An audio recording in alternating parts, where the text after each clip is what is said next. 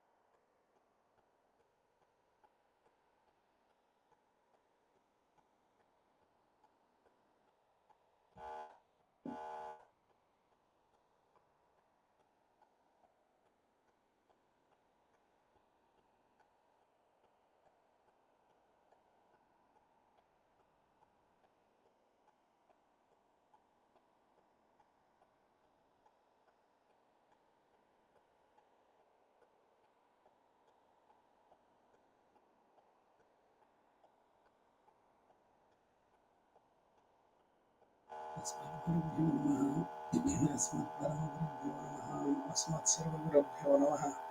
श्रीमते रामानुजाय नमः.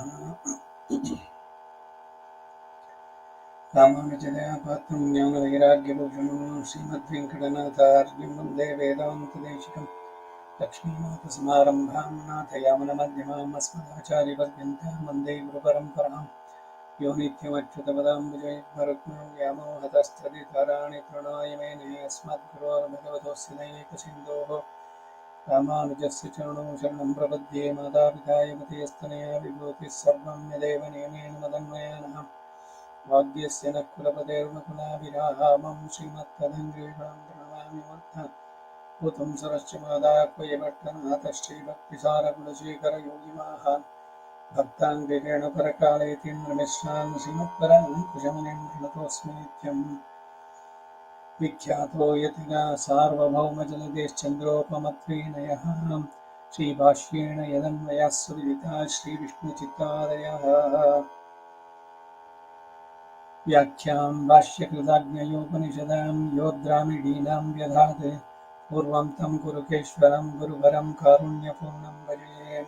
नाथं पङ्कजनाथनेत्ररामयामुना वात्सव्यमालाधरानं योगीन्द्रं कुरुकेशचन्द्रजलधिं गोविन्दपुरादिभौ भट्टार्यं निगमान्तयोगिजगदाचार्यौ सकृष्णद्वयौ वन्दे माधवपद्मनाभसुमनः कोलेशदेवादिपाणिनिम् திருவருண்மால் சேனை முதலை ஷடகோபநாதமணி ஸ்ரீருய்யக்கொண்டார் மணக்கால் நம்பி சென்றாமாளவந்தார் குருமாலாதரர் குருகை பிறார் கண்பாமி திராசர் கோவிந்தர் குரேஷர் பெரிய பட்டர் வேதாந்த முனிவர் இருக்கண்ணர் கண்முடைய நம்பிள்ளை இவர் ஈடழித்தற்கு ஏய்ந்த குருமாதவர் பத்மநாபர் இவர் அருளாளர்த்தம் திருவடியுண்ணிய தேவ பெருமாள் கை கொண்டருளும் திருமலை ஆழ்வார் பொன் பதங்கள் முன் வெண்ணுள் சேர்ந்தனமே. பக்தாமிருதம் விஸ்வஜனானுமோதனம் சர்வார்த்ததம் ஸ்ரீ ஷடகோபமன்மயம் சஹஸ்ரசாகோபனிஷத்சமாகமம் நமாம்யஹம் திராவிட வேதசாகரம்.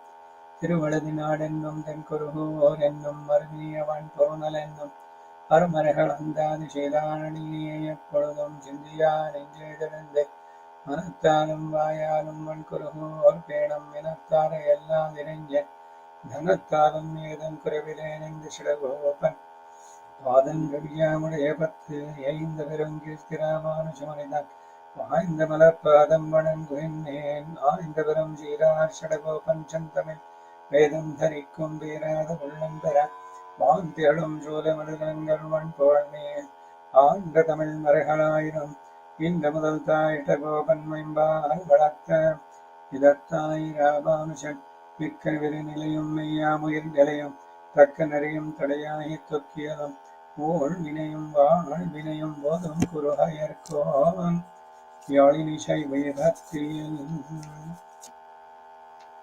நம்மாழ்வார் திருவடிகளே ಶರಣಂ.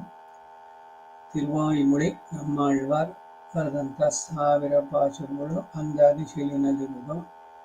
ಅದಕ್ಕೆ ವ್ಯಾಖ್ಯಾನಗಳು ಅನೇಕವಾಗಿ ಬಂದಿದ್ದು. ಮೊದಲು 6000 ಪಡಿ ತಿರುಕ್ಕುರಹೈ ಪಿರಾನ್ ಪಿಳ್ಳಾನ್ ಅವರು ಬರೆದದ್ದು. ಆಮೇಲೆ 3000 ಪಡಿ, 4000 ಪಡಿ, 12000 ಪಡಿ, 24000 ಪಡಿ, ಈಡು 36000 ಪಡಿ. ಎಲ್ಲ ವ್ಯಾಖ್ಯಾನ ಒಂದಕ್ಕೊಂದಕ್ಕೆ ನೋಡಿದಾಗ ಮಾಡ್ತಾ ಮಾಡ್ತಾ ಮಾಡಿದ್ದೆಲ್ಲ ಬರೀ ಯಾವುದಕ್ಕೆ ಅಂದ್ರೆ ಬರೀ ನಮ್ಮಾಳ್ವಾರ ತಿರುವಾಯಿಮುಳಿಗೆ. ಆ ತಿರುವಾಯಿಮುಳಿಯ ಇದಕ್ಕೆ ಭಗವದ್ವಿಷಯ ಅಂತ ಕೂಡ ಹೆಸರು. ಈ ಭಗವದ್ವಿಷಯದ ಕನ್ನಡ ಅನುವಾದ Melkote Sanskrit research academy of Sanskrit ಸಂಶೋಧನಾ ಪರಿಷತ್ ಅವರು ಮಾಡಿದ್ರಲ್ಲಿ 3ನೇ ಸಂಪುಟ, ಅದರಲ್ಲಿ 192ನೇ ಪುಟ. ಮೂನ್ರಾಮ್ ಪತ್ ಅಂದ್ರೆ 3ನೇ ಶತಕ, ಅಂಜಾಮ್ ತಿರುಮಳಿ 5ನೇ ದಶಕ, ಅದರಲ್ಲಿ 4ನೆಯ ಪಾಸುರ. ನಿನ್ನೆ 3ನೇದು ಮುಗೀತು. ಮುಂದಿಂದು 4ஆம் பாட்டு. நப்பின்னை பிராட்டிக்காக ஏறுதேள் அடர்த்து அவளோட சம்சேஷித்த பிரணயத்துவ குணத்தை அனுசந்தித்து ஈடுபடாதவர்கள் ஸ்ரீ வைஷ்ணவர்கள் நடுவே என்ன பிரயோஜனத்துக்காக பிறந்தார்கள் என்கிறார். ನಪ್ಪಿನ್ನಾ ದೇವಿಗಾಗಿ 7 ವೃಷಭಗಳನ್ನು ಅಡಗಿಸಿ ಅವಳೊಡನೆ ಸಂಶ್ಲೇಷಿಸಿದ ಪ್ರಣಯತ್ವ ಗುಣವನ್ನ ಅನುಸಂಧಾನ ಮಾಡಿ ಸಂತೋಷ ಪಡೆದೇ ಇರೋರು ಶ್ರೀ ವೈಷ್ಣವರುಗಳ ಮಧ್ಯದಲ್ಲಿ ಯಾವ ಪ್ರಯೋಜನಕ್ಕಾಗಿ ಹುಟ್ಟಿದ್ರೋ ಅಂತಾರೆ. ನಿನ್ನೆನೆ ಇದು ಹೇಳಿದೆ ನಾನು. ಉದ್ಗಾರ ಹೇಳ್ಬೇಕಾದ್ರೆ ಆಳ್ವಾರಗಳಾಗ್ಲಿ ದಾಸರಾಗ್ಲಿ ಇವರು ಏನು ವ್ಯರ್ಥವಾಗಿ ಹುಟ್ಟಿದೆಯೋ ಜನ್ಮವೇ, ಈ ಚೇತನವೇ, ಭಗವಂತನನ್ನ ಕಂಡು ಅವನನ್ನ ಕೊಂಡಾಡಿ ಅದರಲ್ಲಿ ಆನಂದವನ್ನು ಪಡೆದೇ ಇದ್ರೆ ನಿಮ್ಮ ಮನುಷ್ಯನ ಹುಟ್ಟಿದ್ ಯಾಕೆ? ವ್ಯರ್ಥ ನೀವು ಮಾಡ್ಕೊಳ್ತಾ ಇದ್ದೀರಿ, ಜೀವನವನ್ನ ಹಾಳು ಮಾಡ್ಕೊಳ್ತಾ ಇದ್ದೀರಿ, ಮತ್ತೆ ಮತ್ತೆ ಸಂಸಾರದ ಬಂಧನಕ್ಕೆ ಸಿಗ್ತೀರಿ. ಮನುಷ್ಯ ಜನ್ಮ ಸಿಗೋದೇ ಕಷ್ಟ. 84 ಲಕ್ಷ ಜನ್ಮಗಳಾದ ಮೇಲೆ ಈ ಮನುಷ್ಯ ಜನ್ಮ ಸಿಕ್ಕಿರೋದು. ಆ ಮನುಷ್ಯ ಜನ್ಮದಲ್ಲೇ ಭಗವದ್ಗೀತೆನಲ್ಲಿ ಒಂದು ಸ್ಪಷ್ಟವಾಗಿ ಹೇಳಿದಂತೆ, ಜನ್ಮ ಕರ್ಮ ಚ ಮೇ ದಿವ್ಯಂ ಯೋ ವೇತ್ತಿ ತತ್ವತಃ. ನನ್ನ ಜನ್ಮ, ನಾನು ಮಾಡಿದಂತಹ ದಿವ್ಯ ಚೇಷ್ಟಿತೆಗಳು ಬೇರೆ ಏನೇನೋ ಮಾಡಿದ್ದಲ್ಲ. ಅವುಗಳನ್ನ ಸರಿಯಾಗಿ ಯೋ ವೇತ್ತಿ ತತ್ವತಃ ಅದನ್ನ ಕಂಡು ಅದರಲ್ಲಿ ಭಾವಪೂರ್ಣರಾಗಿ ತಲ್ಲೀನರಾಗದೇ ಇದ್ರೆ ಏನ್ ಪ್ರಯೋಜನ? ಅವನು ಹೇಳ್ತಾನೆ, ಅದನ್ನ ತಿಳಿದ್ರೆ ನಿಮಗೆ ಪುನರ್ಜನ್ಮ ಇಲ್ಲ ಅಂತ ಅಲ್ಲಿ. ಅದಕ್ಕಾಗಿ ಇಲ್ಲಿ ಆಳ್ವಾರ್ ಒಂದೊಂದೇ ಹೇಳ್ತಾ ಬರೋದ್ರಲ್ಲಿ வம்பவில் கோதை பொருட்ட மால்விட ஏழும் அடத்த செம்பவளத்திரள்வாயன் ஸ்ரீதரன் தொல்புகழ் பாடி கும்பிடு நட்டமிட்ட ஆடி கோவுக்கட்டுள்ளாதார் தம் பிறப்பால் பயனென்னே ಸಾಧು ಜನಗಳಿಡೆಯೇ. ಏನ್ ಪ್ರಯೋಜನ ಇಷ್ಟೆಲ್ಲ ಇದ್ರು ಕೂಡ ಅಂತ. ಮನುಷ್ಯ ಜನ್ಮ ಸಿಕ್ಕಿದೆ, ಬಹಳ ದುರ್ಲಭವಾದದ್ದು. ಅದರಲ್ಲಿ ಅನುಸಂಧಾನ ಮಾಡದೆ ವ್ಯರ್ಥ ಮಾಡ್ಕೊಳ್ತಾರಲ್ಲ ಇವರು ವೈಷ್ಣವ ಮಧ್ಯದಲ್ಲಿ ಹುಟ್ಟಿ ಏನ್ ಪ್ರಯೋಜನ ಎನ್ನುವುದ್ರ ಸಾರ್ಥಕತೆ ಏನು ಅಂತ. ಪದಶಃ ಅರ್ಥ ಒಂದು ಸೌಂದರ್ಯವುಳ್ಳಂತಹ ಅವಿಳ್ ವಿಕಸಿತವಾದ ಕೋದೈ ಪರುಟ್ಟ ಮಾಲೆಯನ್ನು ಧರಿಸಿದಂತಹ ನಪ್ಪಿನ್ನೈ ದೇವಿಯನ್ನು ಹೊಂದೋಕಕ್ಕೋಸ್ಕರ ಕುಂಭ ಅಂತ ಅಂದ್ಬಿಟ್ಟು ಯಶೋದೆಯ ತಮ್ಮ ಸೋದರ ಅವನು ಒಂದು ಪಂಥವನ್ನಿಟ್ಟಿದ್ದ. ಅವನ ಹತ್ರ 7 ಒಳ್ಳೆ ಕೊಬ್ಬಿದ ಗೂಳಿಗಳಿದ್ವು. ಈ 7 ಕೊಬ್ಬಿದ ಗೂಳಿಗಳನ್ನ ಮಣಿಸಿದವನು, ಅವುಗಳ ಮೇಲೆ ಜಯ ಸಾಧಿಸಿದವನಿಗೆ ನನ್ನ ಮಗಳು ನಪ್ಪಿನ ಮದುವೆ ಮಾಡ್ಕೊಡ್ತೀನಿ ಅಂತ. ಕೃಷ್ಣ ಆ ಇದರದನ್ನ ಸ್ವೀಕಾರ ಮಾಡಿ 7 ವೃಷಭಗಳನ್ನು ಅಡಗಿಸಿ ಏರುದೇಳ್ ಅಡರ್ಥ ಅಂತ ಬಂದಿದ್ದಲ್ಲಿ. ಹಾಗೆ ಮಾಲ್ವಿಡ 7 ಅಡರ್ಥ, ದೊಡ್ಡದಾದ 7 ವೃಷಭಗಳನ್ನು ಕೊಂದವನು. ಇದು ತಮಿಳುನಾಡಿನಲ್ಲಿ ಜಲ್ಲಿಕಟ್ಟು ಅಂತ ಆಡ್ತಾರೆ. ಚೆನ್ನಾಗಿ ಕೊಬ್ಬಿದ ಗೂಳಿಗಳನ್ನ ಬಿಡ್ತಾರೆ ಅಖಾಡಕ್ಕೆ. ಇಲ್ಲ ಕೆಲವರು ಹೋಗಿ ಅದರ ಕೊಂಬನ್ನು ಹಿಡಿದು ಗೋಣನ್ನು ಮುರಿದು ತಲೆಯನ್ನು ಬಗ್ಗಿಸಿ ಅದನ್ನು ಕೊಲ್ಲೋದು. ಅದನ್ನ ಜಯಿಸಿದವನು ವೀರ ಅಂತ. ಅತಿ ಮಾನುಷವಾದಂತ ಇದು. ಒಂದು ಕೊಲೆಯಲ್ಲಿ ಸಂತೋಷ ಪಡೋದು ಒಳ್ಳೇದಲ್ಲ. ಎರಡು ಟಗರುಗಳನ್ನ ಕೊಬ್ಬಿಸಿ ಅವುಗಳನ್ನ ಬಿಡೋದು, ಕೋಳಿಗಳು ಹುಂಜಗಳ ಕಾಳಾಗ ಇದಕ್ಕೆಲ್ಲ ಬೆಡ್ಸ್ ಕಟ್ಟಿ ದುಡ್ಡು ಕಟ್ಟಿ ಎಲ್ಲ ಮಾಡ್ತಾರೆ. ಅದಕ್ಕೆ ಚೆನ್ನಾಗಿ ಕಳ್ಳು ಕುಡಿಸಿ ಕಾಲಿಗೆ ಒಂದು ಚಾಕುವನ್ನು ಕಟ್ಬಿಟ್ಟು ಒಂದಕ್ಕೊಂದು ಹೊಡೆದಾಡುತ್ತೆ. ಮೈಯೆಲ್ಲ ರಕ್ತ ಮಾಡ್ಕೊಂಡು ಯಾವುದೋ ಒಂದು ಸಾಯುತ್ತೆ, ಯಾವುದೋ ಗೆಲ್ಲುತ್ತೆ. ಗೆದ್ದಿದ್ದಕ್ಕೆ ಪಂದ್ಯದಲ್ಲಿ ಬೆಡ್ಸ್ ಕಟ್ಟಿ ಹಣವನ್ನ ಮಾಡುವಂಥದ್ದು. ಈ ರೀತಿ ಜಲ್ಲಿಕಟ್ಟು ಆ ಪಂದ್ಯದಲ್ಲಿ ಜಯಿಸಿ ನಪ್ಪಿನಯ್ಯ ಕೈಯನ್ನ ಹಿಡಿದ ಕೃಷ್ಣ. ಶಂಪವಳಂ ತಿರಳ್ವಾಯನ್, ಕೆಂಪಾದ ಹವಳದಂತೆ ದಪ್ಪವಾಗಿರುವ ಅದರವಳ್ಳವನು ಆದಂತಹ ಶ್ರೀಧರ ತ್ವಲ್ಪುಹಳ್ ಸ್ವಾಭಾವಿಕವಾದ ಕಲ್ಯಾಣ ಗುಣಗಳನ್ನ ಹಾಡಿ ಕುಂಬಿಡು ನಟ್ಟಮಿಟ್ಟಾಡಿ ತಲೆ ಕೆಳಕಾಗಿ ನರ್ತನ ಮಾಡಿ ಕೋಹು ಉಗೊಟ್ಟುಂಡು ಆಕ್ರಮವನ್ನ ಸಂಭ್ರಮವನ್ನ ಕೋಲಾಹಲವನ್ನು ಮಾಡಿ ಅನುಭವಿಸಿ. ಈಗ ಭಗವಂತನ ಗುಣವು ಮತ್ತೊಂದು ಇದೊಂದು ಈಗೇನೋ ಒಂದು ಉದಾಹರಣೆ ಏನು ಅಂದ್ರೆ, ಇವಾಗ ಮೊಮ್ಮಗಳು ಇದ್ದಾಳೆ. ಅವಳು ಏನೋ ಇದರಲ್ಲಿ ಸ್ಪೋರ್ಟ್ಸ್ ಅಲ್ಲೋ ಮತ್ತೊಂದರಲ್ಲೋ ಅವಳು ಸಾಧಿಸಿ ಬಂದಿದ್ದಾಳೆ. ನಾನು ಶೀಲ್ಡ್ ಅನ್ನು ತಗೊಂಡ್ಬಂದೆ ಅಂತ ತಂದಾಗ ಅವಳು ಕುಣಿಯೋದಿರ್ಲಿ, ಅವಳಿಗೆ ತುಂಬಾ ಆತ್ಮೀಯರು ಯಾರು ಅವಳನ್ನು ಅತ್ಯಂತ ಪ್ರೀತಿಯಿಂದ ನೋಡ್ತಾರೋ ಅವರು ಎದ್ದು ಕುಣಿದ ನರ್ತನ ಮಾಡ್ತಾ ಇದ್ದಾರೆ. ನಮ್ಮ ಮೊಮ್ಮಗನು ಈ ಪಾರಿತೋಷಿಕವನ್ನು ತಗೊಂಡು ಬಂದ ಅಂತ. ಆ ರೀತಿ ನಮ್ಮ ಕೃಷ್ಣ ನಡೆಸಿದಂತಹ ಈ ಆಶ್ಚರ್ಯ ಚೇಷ್ಟಿತಗಳು ಅದರ ಕೋಲಾಹಲವನ್ನು ಮಾಡಿ ಅನುಭವಿಸಿ ಉಳಲಾದಾರ್ ಸಂಚರಿಸಿ ಸಂಭ್ರಮಿಸಿದ ಇರುವವರು ಸಾಧು ಜನಗಳ ನಡುವೆ ತಂಪಿರಪಾಲ್ ಜನಿಸುವುದರಿಂದ ಏನ್ ಪ್ರಯೋಜನ ಹೊಂದುತ್ತಾರೆ. ಈ ವಿಷಯಗಳಲ್ಲಿ ತನ್ಮಯತೆ ತಲ್ಲೀನತೆ ಬೇಕು ಭಗವದ್ ವಿಷಯದಲ್ಲಿ. ಅದೆಲ್ಲದೆ ಇದ್ರೆ ಏನ್ ಪ್ರಯೋಜನ? ಅವರು ಏನೆಲ್ಲ ಇದ್ರೂ ಕೂಡ, ಶ್ರೀ ವೈಷ್ಣವರ ಮಧ್ಯದಲ್ಲೇ ಇದ್ರೂ ಕೂಡ ವ್ಯರ್ಥ ಅವರ ಬಾಳು ಅನ್ನೋದನ್ನ ಇಲ್ಲಿ ಹೇಳ್ತಾ ಇದ್ದಾರೆ.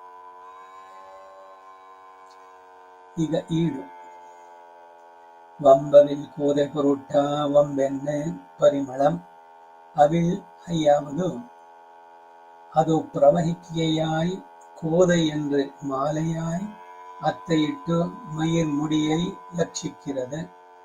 நறுநாத்தம் கமலா நின்னுள்ள மாலியை உடையள் என்றபடி நற்பின்னை பிராட்டியை ஒப்பித்து நிறுத்தினார்களாயித்து. இந்த ரிஷபங்களை வென்றார்க்கு இவளை கொடுக்க கடவோம் என்று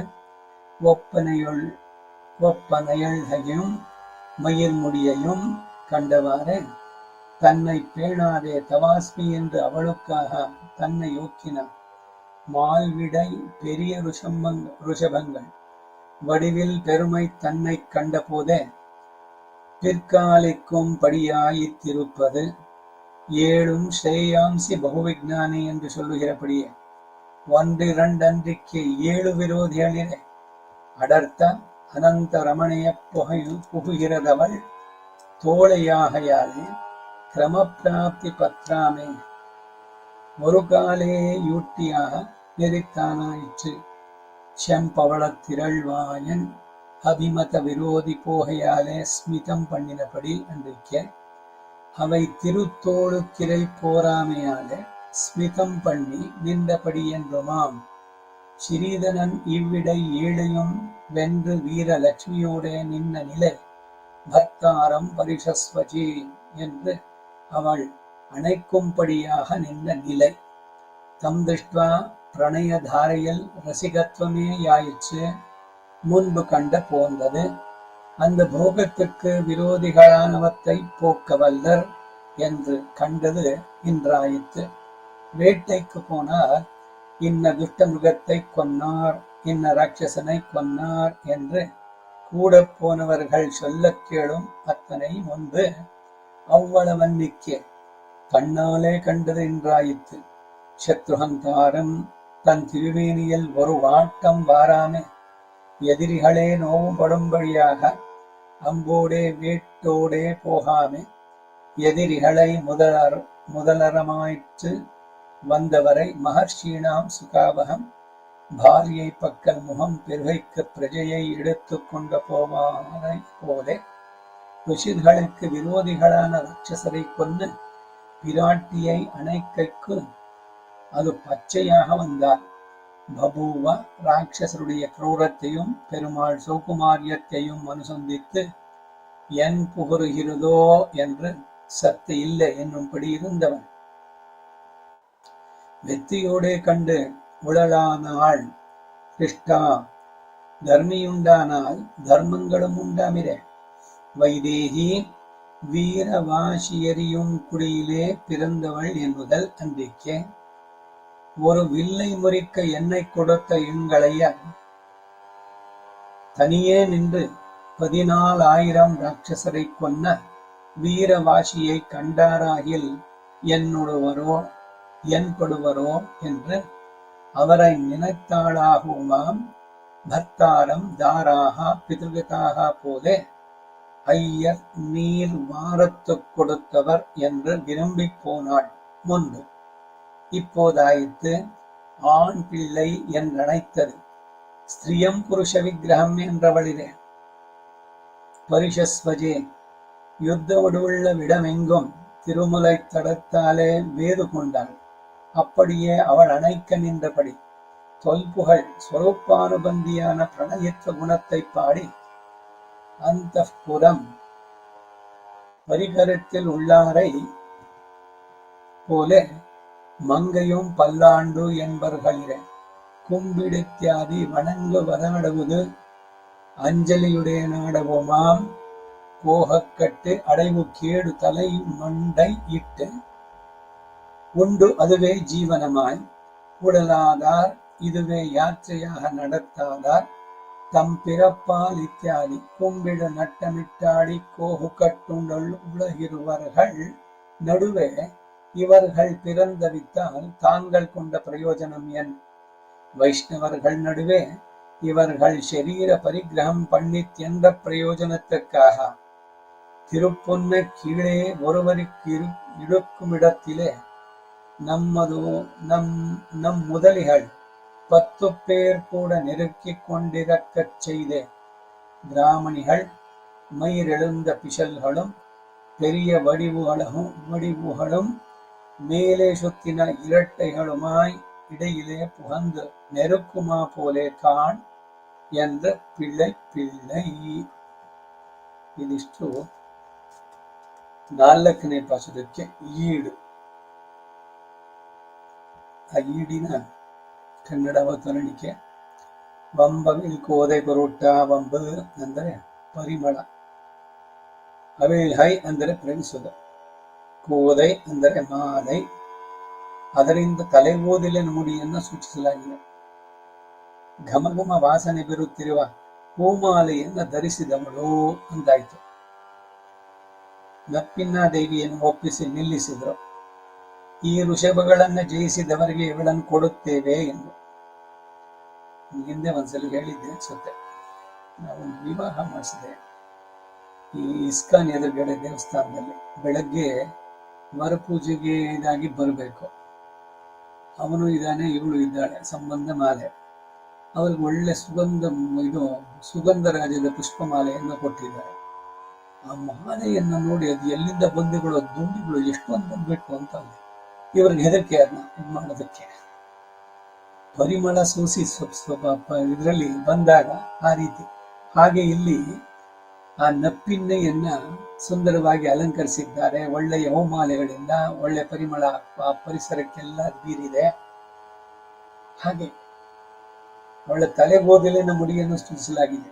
ಸಹಜವಾಗಿನೇ ಈ ಬೇಲೂರಿನಲ್ಲಿ ಆ ಶಿಲಾಬಾಲಿಕೆಯರು ಇರುವುದೆಲ್ಲ ಗೈಡ್ಸ್ ಇವರುಗಳೆಲ್ಲ ಹೇಳ್ತಾರೆ. ಪದ್ಮಿನಿ 2-3 ಕ್ಯಾಟಗರೀಸು ಅವರಲ್ಲಿ. ಮೊದಲನೆಯವಳು ಅವಳ ಶರೀರದಲ್ಲೇ ಒಳ್ಳೆ ಸುಗಂಧ ಉಂಟಾಗತ್ತೆ ಅಂತ. ಹೀಗೆ ಸತ್ವ ರಜಸ ತಾಮಸ್ಸು ಇದ್ದಂಗೆ ಈ ತಾಮಸಿಗಳಾದವರ ಹತ್ರ ಕೆಟ್ಟ ಈಗ ಮೀನನ್ನು ಇದು ಮಾಡ್ತಾ ಇರೋಳು, ಅವಳ ಹತ್ರ ಮೀನಿನ ಗಂಧವೇ ಜಾಸ್ತಿ ಇರೋದು. ಮತ್ಸ್ಯಗಂಧಿಯಿಂದಾನೆ ಅವಳಿಗೆ ಹೆಸರು ಅಲ್ಲಿ ಸತ್ಯವತಿಗೆ ಮೊದಲು. ಈ ಪರಾಶರರು ಅವಳನ್ನು ಅಲೋಕ್ಷಿಸಿದ ಮೇಲೆ ಅವಳು ಯೋಜನೆ ಗಂಧಿ ಆದ್ಲು. ಅಂದ್ರೆ ಆ ದುರ್ವಾಸನೆ ಅನ್ನೋದು ಹೋಗಿ ಒಳ್ಳೆ ಸುಗಂಧ ಇದು. ಮುಂದಕ್ಕೆ ಅವನು ಶಂತನು ಸತ್ಯವತಿ ಇವುಗಳನ್ನ ಮಾಡಿದ್ದು ಎಲ್ಲ ಕಥೆ ಮಹಾಭಾರತದಲ್ಲಿ ಕೇಳಿದ್ರು. ಹೀಗೆ ಸಹಜವಾಗಿ ಅವಳ ತಲೆಕೋದಿನಲ್ಲಿ ಅಂತಹ ಪರಿಮಳ ಇದೆ, ನಪ್ಪಿನ ಇದು. ಘಮ ಘಮ ವಾಸನೆ ಬೀರುತ್ತಿರುವ ಹುಮಾಲೆಯನ್ನು ಧರಿಸಿದವಳು ಎಂದಾಯಿತು. ಆ ನಪ್ಪಿನ ದೇವಿಯನ್ನು ಒಪ್ಪಿಸಿ ನಿಲ್ಲಿಸಿದ್ರು. ಏನಂತ? ಇವಳನ್ನ ನನ್ನಲ್ಲಿರುವ ಈ 7 ವೃಷಭಗಳನ್ನ ಯಾರು ಜಯಿಸ್ತಾರೋ ಅವರಿಗೆ ಅವಳನ್ನ ಬಹುಮಾನವಾಗಿ ಪಾರಿತೋಷಿಕವಾಗಿ ಕೊಟ್ಬಿಡೋದು ಅಂತ. ಅನುಪಮವಾದ ಸೌಂದರ್ಯವನ್ನ, ತಲೆಗೋದಿನ ಮುಡಿಯನ್ನು ಕಂಡಾಗಲೇ ತನ್ನನ್ನೂ ಗಮನಿಸಿದೆ. ತವಾಸ್ಮಿ ಎಂದು ಅವಳಿಗಾಗಿ ತನ್ನನ್ನ ಅಳವಡಿಸಿಕೊಂಡ ಕೃಷ್ಣ. ನಪ್ಪಿನ್ನಯ್ಯ ಅವಳನ್ನ ಪಡಿಬೇಕು, ಅದಕ್ಕೇನ್ ಮಾಡೋಕ್ ಬೇಕಾದ್ರೂ ಸಿದ್ಧ ಅಂತ. ಮೊದಲು ನಾನು ನಿನ್ನವನು. ಈಗ ನಾನು ಸಾಮಾನ್ಯವಾಗಿ ರಾಮಾಯಣ ಪಟ್ಟಾಭಿಷೇಕ ಇದೆಲ್ಲ ಮಾಡಿಸಿದಾಗ ಎಲ್ಲರ ಹತ್ರನೂ ಒಟ್ಟಿಗೆ ಹೇಳಿ, ಹೇ ಶ್ರೀ ಸೀತಾ ಲಕ್ಷ್ಮಣ ಭರತ ಶತ್ರುಘ್ನ ಹನುಮತ್ ಸಮೇತ ಶ್ರೀ ರಾಮಚಂದ್ರ ವರದ ಪ್ರಭೋ ಅಹಂ ತವಾಸ್ಮಿ ಮಾಂ ರಕ್ಷಾಂ. ಪ್ರತಿದಿನ ಇದನ್ನು ಹೇಳ್ಬೇಕು ಭಗವಂತನಿಗೆ. ಯಾಕೆಂದ್ರೆ ಅವನು ಹೇಳಿದಾನೆ ಪ್ರಸಿದ್ಧವಾದ ರಾಮ ಚರಮ ಶ್ಲೋಕದಲ್ಲಿ, ಸಕೃದೇವ ಒಂದು ಸಲ ಹೇಳಿದ್ರೆ ಸಾಕು. ಸಕೃದೇವ ತವಾಸ್ಮಿ ಇತಿ ಚ ಯಾಚತೆ, ತವ ಅಸ್ಮಿ ಇತಿ ಯಾಚತೆ. ನಾನು ನಿನ್ನವನು ಅಂತ ಯಾರು ನನ್ನನ್ನು ಪ್ರಾರ್ಥಿಸ್ತಾರೆ, ನನ್ನನ್ನು ರಕ್ಷಿಸುವಂತ. ಅಭಯಂ ಸರ್ವಭೂತೇಭ್ಯೋ ದದಾಮಿ ಏತದ್ ವ್ರತಂ ಮಮ ಅಂತ ಹೇಳಿದ ಅವನು ವಿಭೀಷಣ ಶರಣಾಗತಿ ಆಗ್ಬೇಕಾದ್ರೆ. ಯಾರೇ ಆಗಲಿ ಒಮ್ಮೆ ತ್ರಿಕರಣ ಪೂರ್ವಕವಾಗಿ, ಹೇ ಶ್ರೀರಾಮಚಂದ್ರ ನಾನು ನಿನ್ನವನು, ನನ್ನನ್ನು ರಕ್ಷಿಸು ಅಂತ ಕೇಳ್ಬಿಟ್ರೆ, ಯಾರೇ ಆಗಿರ್ಲಿ ಏನೇ ಮಾಡಿರ್ಲಿ ಅವನನ್ನು ರಕ್ಷಿಸ್ತೇನೆ ಎನ್ನುವುದು ನನ್ನ ಶಪಥ. ಅದಕ್ಕೆ ಶರಣಾಗತ ರಕ್ಷೈಕ ವ್ರತಿ ಅಂತ ಹೆಸರು. ಆ ರೀತಿನಲ್ಲಿ ಇಲ್ಲಿ ನಪ್ಪಿನ್ನೆಯ ಸೌಂದರ್ಯವನ್ನು ಕಂಡಂತಹ ಕೃಷ್ಣ, ನಾನು ನಿನ್ನವನು ಅಂತಂದ್ಬಿಟ್ಟು ತವ ಅಸ್ಮಿ ಅಂತ ಅವಳಿಗಾಗಿ ತನ್ನನ್ನ ಅಳವಡಿಸಿಕೊಂಡ. ಮಾಲ್ವಿಡೈ ಮಹಾವೃಷಗಳ ರೂಪದಲ್ಲಿ ಬೃಹದಾಕಾರವನ್ನು ನೋಡಿದಾಗಲೇ ಹಿಂದೇಟು ಹೊಡೆಯುವಂತೆ ಆಯಿತು ಇದ್ದದ್ದು. ಅದನ್ನು ನೋಡಿದ್ರೇನೆ ಭಯವಾಗುತ್ತೆ, ಅಷ್ಟು ಚೆನ್ನಾಗಿ ಕೊಬ್ಬಿ ಬೆಳೆದಿವೆ ಮೂಳೆಗಳು. 7 ಶ್ರೇಯಾಂಸಿ ಬಹುವಿಜ್ಞಾನಿ ಅಂತ ಹೇಳುವಂತೆ ಯಾವುದೇ ಒಂದು ಕೆಲಸ ಮಾಡಬೇಕಾದ್ರೆ ಅನೇಕ ತೊಡರುಗಳು ಬರುತ್ತೆ. ಆದರೆ ನಾನು ಇದನ್ನು ಮಾಡಲೇಬೇಕು, ಭಗವಂತನ ಕೃಪೆಯಿಂದ ಇದನ್ನು ಸಾಧಿಸ್ತೇನೆ ಎನ್ನುವ ಛಲದಿಂದ ಯಾರು ಹೊರಟಿದ್ದಾರೆ ಅವರು ಆ ವಿಘ್ನಗಳನ್ನೆಲ್ಲವನ್ನು ಪಕ್ಕಕ್ಕೆ ತಳ್ಳಿ ಸಾಧಿಸ್ತಾರೆ. ಶ್ರೇಯಾಂಸಿ ಬಹುವಿಜ್ಞಾನಿ ಅನ್ನೋದು ಹೇಳುವಂತೆ ಒಂದೆರಡಲ್ಲದೆ 7 ವಿರೋಧಿಗಳಷ್ಟೇ ಅಡರ್ಥ ಅನಂತರದಲ್ಲಿ ಆಲಂಗಿಸುವುದು ಅವಳ ತೋಳನ್ನ. ಆದ್ದರಿಂದ ಕ್ರಮಪ್ರಾಪ್ತಿ ಅನುಸರಿಸದೆ 7 ಒಂದೇ ಸಲಕ್ಕೆ ಅಡಗಿಸಿದ. ಮೊದಲು ಇವುಗಳನ್ನೆಲ್ಲ ಅಡಗಿಸಿ ಆಮೇಲೆ ಹೋಗಿ ನಪ್ಪಿನ್ನೆಯನ್ನು ಆನಂದದಿಂದ ಅಪ್ಪಿಕೊಳ್ಳುವಂತ ಯಜ್ಞ ಸಂಸ್ಕೃತಿ. ಇದು ಪಾಶ್ಚಾತ್ಯರಿಂದ ನಾವು ಕಲಿಬೇಕಾಗಿಲ್ಲ, ನಮ್ಮ ಪುರಾಣಗಳ ಉಲ್ಲೇಖಗಳಲ್ಲೇ ಇದೆ. ಜನಸ್ಥಾನದಲ್ಲಿ 14,000 ಒಂದು ಕತೆ ಬರುತ್ತಿಲ್ಲಿ. ಸೀತೆ ಇವನ ಪರಾಕ್ರಮವನ್ನ ಕಂಡು ಇಷ್ಟು ಮಟ್ಟಿಗೆ ಭಾವಪೂರ್ವವಾಗ್ಬಿಟ್ರು ಅಂತಂದ್ರೆ, ಭಾವಾವೇಶದಲ್ಲಿ ಓಡಿ ಬಂದು ಮೈದನ ಇದ್ದಾನೆ ಅನ್ನೋದನ್ನು ಮರೆತು ಭರ್ತಾರಂ ಪರಿಶಸ್ವಜೆ ಅಂತ. ಆ ರೀತಿ ಕೃಷ್ಣ ನಪ್ಪಿನ್ನೆಯನ್ನ ಯಾವಾಗ ತಾನು ಹೋಗಿ ಅವಳನ್ನು ಆಲಂಗಿಸ್ತೇನೋ ಅಂತ ಹೇಳಿ ಒಂದೊಂದಾಗಿ 7 ಮಣಿಸದೆ 7 ಒಟ್ಟಿಗೆ ಒಂದೇ ಸಲ, ಯಾವ ಕ್ರಮ ಇಲ್ಲದೆ ಅದರಲ್ಲಿ ಒಂದೇ ಸಲಕ್ಕೆ ಅಡಗಿಸಿ, ಶಂಪವಳ ತಿರಳ್ವಾಯನ್ ಅಭಿಮತ ವಸ್ತುವಿಗೆ ವಿರೋಧಿ ನಾಶವಾದ್ದರಿಂದ ಮಂದಸ್ಮಿತ ಮಾಡಿದ ಬಗೆ ಅದು ಅಲ್ಲದೆ ಅವು ಇವನ ದಿವ್ಯವಾದ ತೋಳುಗಳಿಗೆ ಸಾಲದದ್ದರಿಂದ ಮಂದಹಾಸವನ್ನು ಬೀರಿದನು ಎಂದು ಕೂಡ ಹೇಳಬಹುದು. ಶ್ರೀಧರನ್ ಈ 7 ವೃಷಭಗಳನ್ನು ಜಯಿಸಿ ವೀರಲಕ್ಷ್ಮಿಯೊಡನೆ ನಿಂತ ನೆಲೆ ಅದು. ಭರ್ತಾರಂ ಪರಿಶಸ್ವಜೇ ಇತ್ತಾನೆ ಹೇಳ್ತಾ ಇದ್ನಲ್ಲ, ಇದು ಸೀತೆ ರಾಮನನ್ನ ಓಡಿ ಬಂದು ಒಪ್ಪಿದಂತಹ ಸಂದರ್ಭ. ಜನಸ್ಥಾನದಲ್ಲಿ 14,000 ಕರದೂಷಣಾದಿ ರಕ್ಕಸರು, ದಂಡಕಾರಣ್ಯ ಅದರಲ್ಲಿ ಬಂದಂಥದ್ದು. ಎಲ್ಲ ಮಹರ್ಷಿಗಳು ಬಹಳವಾಗಿ ಕಷ್ಟಪಡ್ತಾ ಇದ್ರು, ಅನೇಕ ಮಹರ್ಷಿಗಳು ಸತ್ತೋಗಿದ್ರು. ಇವರ ಈ ರಾಕ್ಷಸರ ಆರ್ಭಟದಲ್ಲಿ ಬಂದು ರಕ್ತ ಎಲ್ಲವನ್ನು ಹಾಕಿ ಅವರ ಯಜ್ಞ ವೇದಿಕೆಯನ್ನು ಹಾಳು ಮಾಡಿ ಆ ರಾಕ್ಷಸರು ಇವರನ್ನು ತಿಂದು ಮಾಡಿದಂತ ನೆಮ್ಮದಿಯಿಂದ ಇವರಿಗೆ ತಪಸ್ಸು ಮಾಡೋದಕ್ಕೆ ಇರಲಿಲ್ಲ. ಅದಕ್ಕೆ ಇವರೆಲ್ಲ ಭಗವಂತನ ಪ್ರಾರ್ಥನೆ ಮಾಡಿದ್ದು ಬಹಳ ಹಿಂದೆ. ಭಗವಂತ ಅವರಿಗೆ ನಾನು ರಕ್ಷಣೆ ಕೊಡ್ತೀನಿ ಅಂತ ಕೂಡ ಹೇಳಿದ್ದ. ರಾಮಾಯಣದಲ್ಲಿ ಒಂದೊಂದು ಘಟನೆಗಳು ಹೇಗೆ ಒಂದಕ್ಕೊಂದಕ್ಕೆ ಸಂಬಂಧ ಸಿಗುತ್ತೆ ಅನ್ನೋದನ್ನ ನಮ್ಮ ಪೂರ್ವಾಚಾರ್ಯರುಗಳ ಈ ಕಾಲಕ್ಷೇಪ ವ್ಯಾಖ್ಯಾನಗಳಲ್ಲಿ ಅದನ್ನು ನೋಡುವಂತ. ಸಹಪತ್ನ್ಯ ವಿಶಾಲಾಕ್ಷ ಈ ಒಂದು ಶ್ಲೋಕ ದಶರಥ ರಾಮನಿಗೆ ಯುವರಾಜ ಪಟ್ಟಾಭಿಷೇಕ ಮಾಡ್ತೀನಿ ಅಂತ ಹೇಳಿದ. ವಸಿಷ್ಠರು ಬಂದ್ರು, ಇಂಥ ದಿವಸ ಚೆನ್ನಾಗಿದೆ ಅಂತ ಎಲ್ಲ ಆಯ್ತು, ಸಿದ್ಧತೆಗಳೆಲ್ಲ ಏನು ಊರಿನಲ್ಲಿ ತಳಿರು ತೋರಣಗಳನ್ನು ಕಟ್ಟಿ ಎಲ್ಲರಲ್ಲೂ ಆನಂದ. ಇಚ್ಛಾಮೋಹಿ ಮಹಾಮಾಹುಂ ರಘುವೀರಂ ಮಹಾಬಲಂ ಗಜೇನ ಮಹತಾಯಾಂತಂ ರಾಮಂ ಛತ್ರಾಮೃತಾನನಂ. ಇದೆಲ್ಲ ಅಯೋಧ್ಯೆ ಪ್ರಜೆಗಳು ದಶರಥನ ಸಭೆಯಲ್ಲಿ ಹೇಳಿದ ಮಾತು. ಏನ್ ಹೇಳಿದ್ರು? ಇವನು ದಶರಥ ಕೇಳಿದ, ನನಗೆ 60,000 ವರ್ಷ ನಾನು ನಿಮ್ಮನ್ನೆಲ್ಲ ಮಕ್ಕಳಂತೆ ನೋಡ್ಕೊಂಡು ನಡೆಸಿದ್ದೇನೆ. ಈಗ ಈ ಯುವರಾಜ ಪಟ್ಟಾಭಿಷೇಕಕ್ಕೆ ರಾಮ ಜ್ಯೇಷ್ಠ ಕೂಡ, ಅವನಿಗೆ ನಡೆಸೋದು ಅಂತ ಅಂದ್ಬಿಟ್ಟು ನಿರ್ಧಾರ ಮಾಡಿದ್ದೆ. ನಿಮ್ಮ ಸಲಹೆ ಏನು ಅಂತ ಕೇಳಿದಾಗ ಅವರೆಲ್ಲ ಹೇಳಿದ ಮಾತನ್ನು. ಇಚ್ಛಾಮೋಹಿ ಮಹಾಬಾಹುಂ ರಘುವೀರಂ ಮಹಾಬಲಂ ಗಜೇನ ಮಹತಾಯಾಂತಂ ರಾಮಂ ಛತ್ರಾಮೃತಾನ್ನಂ. ಯುವರಾಜನಾಗಿ ಆನೆಯ ಮೇಲೆ ಶ್ವೇತ ಛತ್ರದ ಕೆಳಗೆ ರಾಮ ಬರುವಂತದ್ದನ್ನ ನಾವು ಕಾಣಬೇಕು ಅಂತ ತವಕಡಿಸ್ತಾ ಇದ್ದೀವಿ. ಸೊ ಆದಷ್ಟು ಬೇಗ ನೀನು ಅದನ್ನು ಮಾಡು ಅಂತ. ಇವರ ಉತ್ಸಾಹ, ಅವರು ತೋರಿದಂತಹ ಆ ತ್ವರೆ, ಅದನ್ನು ನೋಡಿ ದಶರಥನ ಒಂದು ಕಡೆ ಸಂತೋಷ ಆದ್ರೆ ಇನ್ನೊಂದು ಕಡೆ ಕೇಳ್ತಾನೆ, ಅಲ್ಲ ನಿಮ್ಮ ಈ ಆತುರವನ್ನ ನೋಡಿದ್ರೆ ನನ್ನಿಂದ ನಿಮ್ಗೇನಾದ್ರು ತೊಂದರೆ ಆಗಿತ್ತು ಈ ದಿವಸಗಳಲ್ಲಿ? ನಿಮ್ಗೆ ಹೇಳಲಿಕ್ಕೆ ಆಗದೆ ಇದ್ದದ್ದು, ಧರ್ಮದಿಂದ ನಾನು ರಾಜ್ಯವಾಳಿದ್ನೆ ಅನ್ನೋ ಸಂದೇಹ ನನಗೆ ಬರುತ್ತೆ ಅಂತ. ಅವಾಗ ಅವರೆಲ್ಲ ಹೇಳ್ತಾರೆ, ಚೆ ನೀನು ಖಂಡಿತ ನಿನ್ನ ಮಕ್ಕಳಿಗಿಂತ ಹೆಚ್ಚಾಗಿ ನಮ್ಮನ್ನು ನೋಡ್ಕೊಂಡೆ. ಪ್ರಜಾಪಾಲಕನಾಗಿ, ಪ್ರಜಾ ರಕ್ಷಕನಾಗಿ ಇಕ್ಷ್ವಾಕು ವಂಶದ ಕೀರ್ತಿಯನ್ನ ಚೆನ್ನಾಗಿ ಮುಂದುವರಿಸಿದನು. ಆದರೆ ನಮಗೆ ನಮ್ಮ ರಾಮ ಯುವರಾಜನಾಗಿ ಆನೆಯ ಮೇಲೆ ಕುತ್ಕೊಂಡು ಆ ಶ್ವೇತ ಬಿಳಿ ಛತ್ರಿ ಅದರ ಕೆಳಗಡೆ ಅವನು ರಾಜ, ಇದರಲ್ಲಿ ಮೈಸೂರು ಅಂಬಾರಿನಲ್ಲಿ ಬಂದಂತೆ ಆ ರೀತಿ ಬಂದಂಥದ್ದನ್ನ ನಾವು ಕಾಣುವ ಬಯಕೆ ನಮಗೆ. ಅದಕ್ಕಾಗಿ ನಾವು ಹೇಳ್ತಾ ಇದ್ದೀವಿ ಅಂತ ಹೇಳಿ ಹಾಗೆ ಬಂದದ್ದು. ತಂದೃಷ್ಟ್ವಾ ಶತ್ರುಹಂತಾರಂ ಮಹರ್ಷೀಣಾಂ ಸುಖಾವಹಂ ಬಭೂರಿಷ್ಟಾ ವೈದೇಹಿ ಭರ್ತಾರಂ ಪರಿಷಸ್ವಜೆ. ಆ ಶ್ಲೋಕ. ಅವಳು ಆಲಂಗಿಸುವಂತೆ ನಿಂತಹ ನೆಲೆ. ಇವನು ಕೋದಂಡ ರಾಮನಾಗಿ ನಿಂತಿದ್ದಾನೆ. ಲಕ್ಷ್ಮಣನಿಗೆ ಹೇಳ್ದ, ಲಕ್ಷ್ಮಣ, ಸೀತೆ ಕಾವಲಿಗೆ ನೀರು ಪಕ್ಕದಲ್ಲಿ, ನಾನು ಇಷ್ಟು ಜನರನ್ನು ನಾನು ನೋಡ್ಕೊಳ್ತೀನಿ ಅಂತ ಹೇಳಿ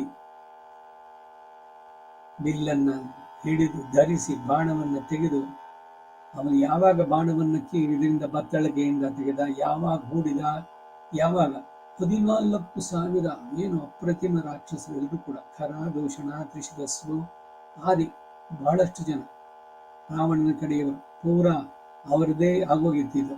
ಇಲ್ಲಿಗೇನೆ ಅವನು ಶೂರ್ಪಣಖಿಯನ್ನು ಕಳಿಸಿದ್ದ. ಅವನ ಗಂಡನನ್ನು ಇವನೇ ಕೋಪದಿಂದ ಕೊಂದಿದ್ದು ರಾವಣ. ಅವಳು ಕೇಳಿದ್ಲು, ಏನು ಅಣ್ಣ ನೀನು ನನ್ನ ಪತಿಯನ್ನೇ ಕೊಂದುಬಿಟ್ಟಿಯಲ್ಲ ಅಂತಂದಾಗ, ಹೋಗ್ಲಿ ಈಗಲೂ ನಿನಗೆ ಒಂದು ಕೆಲಸ ಮಾಡ್ತೀನಿ, ಅಲ್ಲಿ ಯಾರೂ ಇಲ್ಲ ಆ ಅರಣ್ಯದಲ್ಲಿ, ಅಲ್ಲಿಗೆ ಈ ಖರಾದೋಷನ ಜೊತೆ ಹೋಗು, ಎಲ್ಲರೂ ನಿನ್ನನ್ನು ರಾಣಿಯಂತೆ ನೋಡ್ಕೊಳ್ತಾರೆ, ಅಲ್ಲಿ ನಿನ್ನ ಮಾತನ್ನು ಎಲ್ಲರೂ ಕೇಳ್ತಾ ನಿನಗೆ ಅಧೀನವಾಗಿ ಎಲ್ಲರೂ ಇರ್ತಾರೆ ಅಂತ. ಹೀಗೆಲ್ಲ ಆ ಹಿನ್ನೆಲೆಯಲ್ಲಿ ಬಂದಂತ ಅಷ್ಟು ಜನ ಅವರು ಪ್ರಯೋಗಿಸಿದಂತಹ ಎಲ್ಲ ಆಯುಧಗಳು, ಖಡ್ಗ, ತೋಮರ, ಏನು ಬಿಲ್ಲೆ, ಬೇಕಾದಷ್ಟು ಅದು ಯಾವ್ಯಾವ ರೀತಿಯ ಆಯುಧಗಳಿದೆಯೋ ಸಮಸ್ತವೂ ಕೂಡ ಎಲ್ಲವನ್ನು ಒಬ್ಬ ರಾಮನ ಮೇಲೆ 14,000 ಒಟ್ಟಿಗೆ ಬಿದ್ದಿದ್ದಾರೆ. ಅಷ್ಟು ಜನ ಹಾಕಿದಂತಹ ಎಲ್ಲ ಆಯುಧಗಳನ್ನ, ಅಸ್ತ್ರಗಳನ್ನೆಲ್ಲ ನಿವಾರಿಸಿ ಅಷ್ಟು ಜನರನ್ನು ಕೂಡ ಒಂದೇ ಕ್ಷಣ ಮಾತ್ರದಲ್ಲಿ ಇಲ್ಲವಾಗಿಸ್ಬಿಟ್ಟೆ.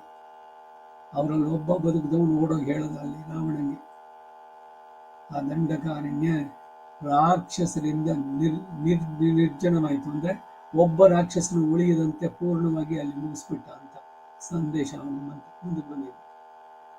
ಜನಸ್ಥಾನದಲ್ಲಿ. ಅದು ಹೋಗ್ಲಿ ಸಂದೇಶ. ಇಲ್ಲಿ ಏನಾಯ್ತು ಅಂದ್ರೆ, ಸೀತೆ ಇದನ್ನ ನೋಡ್ತಾ ಇದ್ಲು, ಇವನ ಪರಾಕ್ರಮ, ಇವನ ಪೌರುಷವನ್ನು ನೋಡಿದಾಗ ಬಲೆ ಏನು ರಾಮ ಅಂತ ಹೇಳಿ ಆ ಉದ್ವೇಗದಿಂದ, ಭಾವೋದ್ವೇಗದಿಂದ ಬಂದು ಬಿಗಿಯಾಗಿ ಅವಳನ್ನು ಒಪ್ಪಿದಂತೆ, ನಿನ್ನ ಪೌರುಷಕ್ಕೆ ಅಂತ.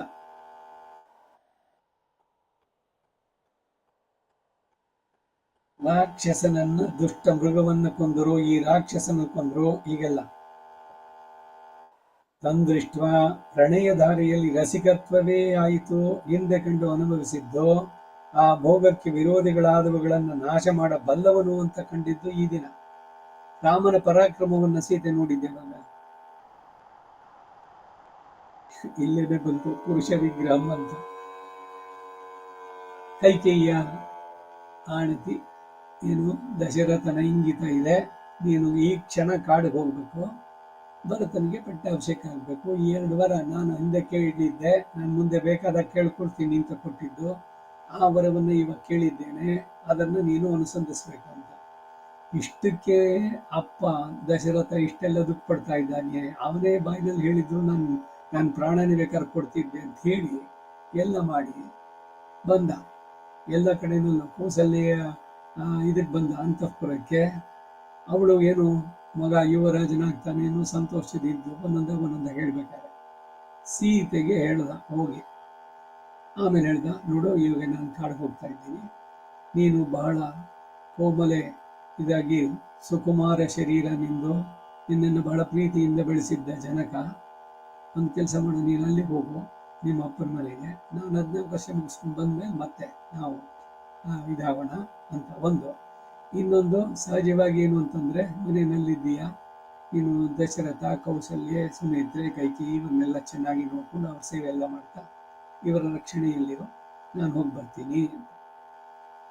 ಅವಾಗ ಸೀತೆ ಒಂದು ಮಾತು ಹೇಳ್ತಾಳೆ, ನಮ್ಮಪ್ಪ ನೀನು ಮಹಾಪರಾಕ್ರಮಿ ಅಂತ ಅಂದ್ಬಿಟ್ಟು ಅನ್ಕೊಂಡಿದ್ದ, ಈಗ ನೋಡಿದ್ರೆ ನೀನು ಸ್ತ್ರೀ ಆದವಳು ಪುರುಷ ವಿಗ್ರಹ ಅಂತ, ಪುರುಷನಂತೆ ನೀನು ಧರಿಸಿರುವಂತ ಸ್ತ್ರೀ ನೀನು. ನನ್ನೊಬ್ಬಳನ್ನ ನೀನು ಕಾಡಿನಲ್ಲಿ ರಕ್ಷಣೆ ಮಾಡೋಕ್ಕಾಗಲ್ಲ, ಆದ್ರೆ ಇನ್ನು ಯಾವ ಲೋಕವನ್ನು ನೀನು ರಕ್ಷಣೆ ಮಾಡ್ತೀಯ ಅನ್ನೋ ಥರದಲ್ಲಿ ಆ ವ್ಯಂಗ್ಯದಿಂದ ಹೇಳಿದ್ರು. ಅಂತವಳು ಅವಳ ಮುಂದೆ ಇವನ ಪೌರುಷ.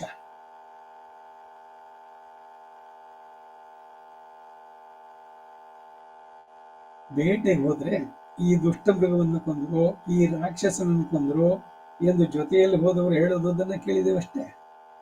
ಈಗ ಯಾರೋ ಒಂದು ಜನ ಹೋಗಿದ್ದಾರೆ, ಒಬ್ಬ ನಾಯಕನ ಹೋಗಿದ್ದಾನೆ, ಎಷ್ಟೋ ಇದನ್ನ ಆನೆಗಳನ್ನು, ಜಿಂಕೆಗಳನ್ನು ಮತ್ತೊಂದು ಕೊಂದ ಕಾಡಿನಲ್ಲಿ. ಬೇಟೆಯಾಟ ಮೂಲತಃ ಇದು ಅಲ್ವೇ ಅಲ್ಲ. ರಾಜರಾಗಿದವರು ಹಿಂದೆ ಹೋಗಿದ್ದೇನು ಅಂದ್ರೆ, ಇವರ ರಾಜ್ಯದ ಸರಹದ್ದಿನಲ್ಲಿರುವಂತ ಕಡೆಯಲ್ಲಿರೋ ಕಾಡಿನ ಹತ್ತಿರಕ್ಕಿರುವಂತ ಗ್ರಾಮಗಳು, ಹಳ್ಳಿಗಳು, ಅಲ್ಲಿಗೆ ಪ್ರಾಣಿಗಳು ಬಂದು ಉಪಟಳ ಮಾಡಿ ಇವರ ಹಸು, ದನಕರು ಇವುಗಳೆಲ್ಲ ಏನೇನಿರ್ತೋ ಅವರ ಇವುಗಳನ್ನ ಅವೆಲ್ಲ ನಾಶ ಮಾಡಿ ಬೆಳೆಗಳನ್ನು ಇದು ಮಾಡುತ್ತೆ ಅಂತಂದ್ರೆ, ಅದನ್ನ ನಿಗ್ರಹಿಸೋದಕ್ಕಾಗಿ ರಾಜ ಬೇಟೆಗೆ ಹೋಗ್ತಾ ಇದ್ದಿದ್ದು ಉಂಟು. ಬರೀ ಮನೋರಂಜನೆಗೆ ಬೇಟೆ ಅಲ್ಲ. ಆ ರೀತಿ ಇವನು ಹೋಗಿ ಇಷ್ಟು ಇವುಗಳನ್ನ, ದುಷ್ಟ ಮೃಗಗಳನ್ನು ಕೊಂದ ಅಂತ ಪಕ್ಕದಲ್ಲಿ ಇದ್ದವರೆಲ್ಲ ನನ್ನ ಕೊಂಡಾಡುವಂಥದ್ದೆಲ್ಲ ಸಹಜವಾಗಿ ಬರುವಂತದ್ದು. ಇದೆಲ್ಲ ಹೇಳಿದ್ರು. ಹೋದವರು ಹೇಳೋದನ್ನು ಕೇಳಿದಷ್ಟೇ, ಹಿಂದೆ ಅಷ್ಟೇ ಇಲ್ಲದೆ ಕಣ್ಣಿನಿಂದ ಕಂಡದ್ದು ಈ ದಿನವೇ ಆಯಿತು. ನೇರವಾಗಿ ಕಂಡಿದ್ದು ಸಾಕ್ಷಾತ್ತಾಗಿ ಇವಳು ಕಣ್ಮುಂದೆನೇ ನಡೀತು. ಕ್ಷಣ ಮಾತ್ರದಲ್ಲಿ ಜನಸ್ಥಾನದಲ್ಲಿ ಬಂದಂತಹ 14 ಸಹಸ್ರ ರಕ್ಕಸರು ಅವರುಗಳನ್ನೆಲ್ಲ ಶತ್ರುಹಂತಾರಂ, ತನ್ನ ದಿವ್ಯ ಮಂಗಳ ವಿಗ್ರಹವು ಸ್ವಲ್ಪವೂ ಬಾಡದೆ ಶತ್ರುಗಳೇ ನೋವನ್ನು ಅನುಭವಿಸದಂತೆ ವಧಿಸಿದನು. ಬಾಣಾಘಾತದಲ್ಲಿಯೇ ಪರ್ಯವಸಾನವಾಗದೆ ಶತ್ರುಗಳನ್ನು ಬುಡಸಹಿತ ನಾಶ ಮಾಡಿ ಬಂದವರನ್ನ ಮಹರ್ಷೀಣಾಂ ಸುಖಾವಹಂ, ಅಲ್ಲಿರುವ ಮಹರ್ಷಿಗಳಿಗೆ ಸುಖವನ್ನ, ನೆಮ್ಮದಿಯನ್ನು ಉಂಟು ಮಾಡೋದಕ್ಕಾಗಿ ಮಾಡಿದಂತದ್ದು. ಭಾರ್ಯೆಯ ಹತ್ತಿರ ಮುಖ ತೋರಿಸುವುದಕ್ಕೆ ಮಗುವನ್ನು ಎತ್ತಿಕೊಂಡು ಹೋಗುವವರಂತೆ ಋಷಿಗಳಿಗೆ விரோதிகளாத ராட்சசரை கொன்னு பிராட்டியை அணைக்கைக்கும் அது பச்சையாக வந்தார். ವಿರೋಧಿಗಳಾದ ರಾಕ್ಷಸರನ್ನು ಕೊಂದು ಸೀತಾದೇವಿಯನ್ನು ಆಲಂಗಿಸುವುದಕ್ಕೆ ಆ ಉಪಹಾರದೊಡನೆ ಬಂದರು. ಬಭೂವ ರಾಕ್ಷಸರ ಕ್ರೌರ್ಯವನ್ನು, ಶ್ರೀರಾಮನ ಸೌಕುಮಾರ್ಯವನ್ನು ಅನುಸಂಧಾನ ಮಾಡಿ ಏನಾಗಿ ಬಿಡುತ್ತದೆಯೋ ಎಂದು ಸತ್ಯ ಇಲ್ಲ ಎಂದಿದ್ದವಳು ವಿಜಯದೊಡನೆ ಬಂದದ್ದನ್ನು ಕಂಡು ಇದ್ದವಳ ಪೃಷ್ಠ. ಧರ್ಮಿ ಉಂಟಾದ ಧರ್ಮಗಳು ಉಂಟಾಗುತ್ತವಷ್ಟೇ. ವೈದೇಹಿ ವೀರ್ಯದ ಲಕ್ಷಣವನ್ನು ತಿಳಿಯುವ ವಂಶದಲ್ಲಿ ಹುಟ್ಟಿದವಳು. ಅಲ್ಲದೆ ಒಂದು ಬಿಲ್ಲನ್ನು ಮುರಿದದ್ದಕ್ಕೆ ನನ್ನನ್ನು ಕೊಟ್ಟ ನನ್ನ ತಂದೆ ಏಕಾಕಿಯಾಗಿ ನಿಂತು 14,000 ರಾಕ್ಷಸರನ್ನ ಕೊಂದ ವೀರ್ಯದ ಮಾತುವನ್ನು ನೋಡಿದ್ರೆ ಏನ್ ಸಂತೋಷ ಪಡ್ತಿದ್ರು ಎಂದು ಅವರನ್ನು ನೆನೆದಳು ಕೂಡ ಅಂತ ಅನ್ಬಹುದು. ಈ ರೀತಿಯ ಘಟನೆಗಳು ಬರುತ್ತಲ್ವ ನಮ್ಮ ಇದರಲ್ಲಿ. ಅಯ್ಯೋ ಅವರಿಲ್ಲ, ಇವಾಗ ಯಾರೋ ಒಬ್ರು ಅವರು ಇದನ್ನು ನೋಡಿ ಎಷ್ಟು ಸಂತೋಷ ಪಡ್ತಿದ್ರು. ಈ ತರದ ಉದ್ಗಾರಗಳು ಬರುವಂತದ್ದು. ಈಗ ತಂದೆನೋ ತಾಯಿನೋ ಇಲ್ಲಿ ಭೂಮಿನೇ ಬಿಟ್ಟೋಗಿಲ್ಲ ಅಂತ ಇಟ್ಕೊಳ್ಳೋಣ, ಎಲ್ಲೋ ಹೊರದೇಶಕ್ಕೆ ಹೋಗಿದ್ದಾರೆ. ಅಷ್ಟರಲ್ಲಿ ಇವನು ಯಾವುದೋ ಶಾಲೆಯಲ್ಲೋ ಮತ್ತೊಂದ್ರಲ್ಲೋ ಏನೋ ಒಂದು ಪಾರಿತೋಷಿಕ ತಗೊಂಡು ಎಲ್ಲ ಮಾಡ್ಕೊಂಡ್ ಬಂದ. ಆಹಾ, ಈ ಟೈಮ್ನಲ್ಲಿ ಅವರ ಅಪ್ಪ ಅಮ್ಮ ಇದ್ದಿದ್ರು ಏನ್ ಸಂತೋಷ ಪಡ್ತಿದ್ರು. ಇವರುಗಳು ಸಂತೋಷ ಪಡೋದ್ರ ಜೊತೆಗೆ ಅವ್ರ ನಲಿವು. ಹಾಗೆ ಸೀತೆ ಒಂದೇ ಒಂದು ಬಿಲ್ಲು ಶಿವಧನಸ್ಸನ್ನು ಮುರಿದಿದ್ದಕ್ಕೇನೇನೆ ಇಷ್ಟೆಲ್ಲ ಇವನ ಪರಾಕ್ರಮ ನೋಡಿ ಜನಕ ನಾನಿಂತಹ ಭಾಗ್ಯಶಾಲಿ ಅಂತ. ಯಾರಿಗೆ ಅನೇಕ ರಾಜರು ಬಂದು ಎತ್ತೋಕ್ಕಾಗದೆ ವಾಪಸ್ ಹೋಗಿ ಅವಮಾನದಿಂದ ಹೋದವರು ತಲೆ ತಗ್ಗಿಸ್ಕೊಂಡು ಒಂದು ಬಿಲ್ಲನ್ನು ಎತ್ತಿದ್ದಕ್ಕೆ ಅಷ್ಟು ಸಂತೋಷ ಪಟ್ಟಂತ ನಮ್ಮಪ್ಪ ಜನಕ ರಾಜ ಇಲ್ಲೇನಾದ್ರೂ ನಿಂತು ಈ ರಾಮ ವೀರ ಕಚ್ಚೆಯನ್ನ ಕಟ್ಟಿದ್ದಾನೆ, ಇದರಲ್ಲಿ ಬಲ ತೋಳಿನ ಹಿಂಭಾಗದಲ್ಲಿ ಬತ್ತಳಿಕೆ ಇದೆ, ಕೈಯಿನಲ್ಲಿ ಕೋದಂಡ ರಾಮ ಅವನು ಬಾಣವನ್ನ ಹಿಡಿದು ನಿಂತ ಟಿವಿನಲ್ಲಿ ಅವನ ತೇಜಸ್ಸಿನಲ್ಲಿ ಅವ್ರಿಗೇನಾದ್ರು ಶ್ರಮ ಐತೆ ಇಲ್ಲ ಟೆನ್ಷನ್ ಇತ್ತು, ಅಯ್ಯೋ ಎಲ್ಲರೂ ಮಾಡ್ತಾ ಇದ್ದಾರೆ ಏನಾಗ್ಬಿಡುತ್ತೋ ಅಂತ ಏನ್ ಬೆವರ್ತಾ ಇದ್ನ. ಎಷ್ಟು ಸುಲಲಿತವಾಗಿ ಅದೊಂದು ಆಟ ಅವನಿಗೆ ಅನ್ನೋ ತರದಲ್ಲಿ ಕ್ಷಣ ಮಾತ್ರದಲ್ಲಿ 14,000 ರಕ್ಕಸರನ್ನು ಕೊಂದಲ್ಲ. ಈ ವೀರ್ಯವನ್ನ ಅದಕ್ಕೇನೆ ಆ ರಘುವೀರ ಗದ್ಯಕ್ಕೆ ಮಹಾವೀರ ವೈಭವ ಅಂತ ಹೆಸರು. ಅವನು ಬರೀ ವೀರನೇ, ಅವನು ರಾಮ ಮಹಾವೀರ ವೈಭವ. ಹಾಗೆ ಎಷ್ಟು ಸಂತೋಷ ಪಡ್ತಾ ಇದ್ನೋ ಎಂದು ಅವರನ್ನ ನೆನೆದಳು ಅಂತ ಕೂಡ ಅನ್ಬೋದು ಅಂತಾರೆ. ಭರ್ತಾರಂ ದಾರಾಹ ಪಿತೃಗತಾಹ ಎಂಬಂತೆ ತಂದೆಯು ಧಾರೆ ಎರೆದು ಕೊಟ್ಟವರು ಎಂದು ಮಾತ್ರ ಹಿಂದೆ ಪ್ರೀತಿ ಮಾಡಿದ್ರು. ಕನ್ಯಾದಾನ ಆಯಿತು. ದಶಾನಾಂ ಪೂರ್ವೇಶಾಂ ದಶಾನಾಂ ಪರೇಶಾಂ ಆತ್ಮನಸ್ತು 21 ಕುಲೋದ್ಧರಣಾರ್ಥಂ ಕನ್ಯಾದಾನ ಮಹಾದಾನಂ ಕರಿಷ್ಯೇ. ಇದು ಕನ್ಯಾದಾನದಲ್ಲಿ ಸಂಕಲ್ಪ.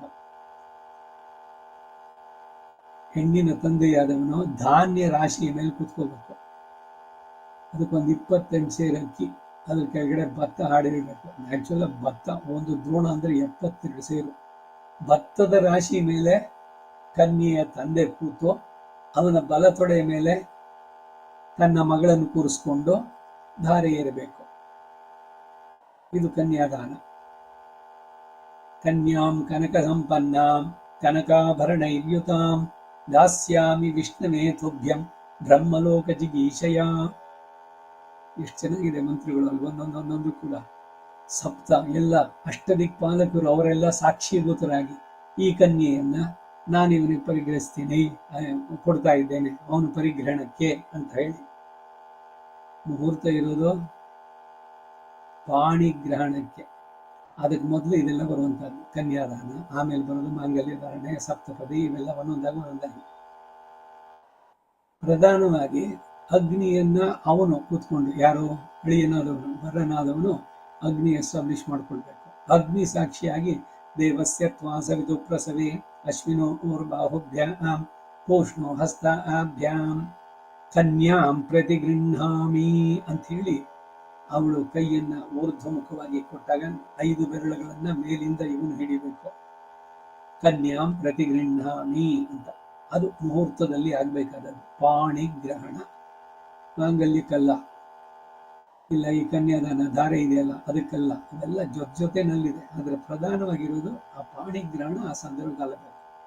ಮುಂದಕ್ಕೆ ಅಗ್ನಿಯನ್ನು ಸುತ್ತು ಬಂದು ಸಪ್ತಪದಿಗಳು ಏಕಮಿಷೇ ವಿಷ್ಣುಸ್ತ್ವಾನ್ವೇತು ದ್ವೇ ಊರ್ಜೆ ವಿಷ್ಣುಸ್ತ್ವಾನ್ವೇತು ಒಂದೊಂದೇ ಹೆಜ್ಜೆಯನ್ನು ಇಡ್ತಾ ಬಹಳ ಸುಂದರವಾಗಿದೆ, ಅರ್ಥಪೂರ್ಣವಾಗಿರುವಂತಹ ಸತಿಪತಿಗಳು ಒಬ್ಬರನ್ನ ತಮ್ಮ ಇನ್ನೊಬ್ಬರಿಗೆ ಪೂರ್ಣವಾದ ಸಮರ್ಪಣಾ ಭಾವ. ಅಲ್ಲಿ ನಾನು ಮೇಲು ನೀನು ಕೀಳು, ನಾನು ಗಂಡಸು ನೀನು ನನ್ನ ಹಿಂದೆ ಬರಬೇಕು, ಆ ಥರದ್ದೆಲ್ಲ ಏನಿಲ್ಲ. ಸಖಾ ಸಪ್ತಪದ ಅಭೂಮ ಸತ್ಯಂತೆ ಗಮೇಯಂ, ಎಷ್ಟು ಸುಂದರವಾಗಿದೆ. ಇವನ ಉತ್ತಮ ಅರ್ಧ ಪತಿ, ಉತ್ತಮ ಅರ್ಧ ಪತ್ನಿ. ವೇದದಲ್ಲಿದೆ ಮಾತು. ಬೆಟರ್ ಹಾಫ್ ಅನ್ನೋದು ಇಂಗ್ಲಿಷ್ನಿಂದ ಅಥವಾ ಪಾಶ್ಚಾತ್ಯರಿಂದ ನಾವು ಕಲಿಬೇಕಾಗಿಲ್ಲ.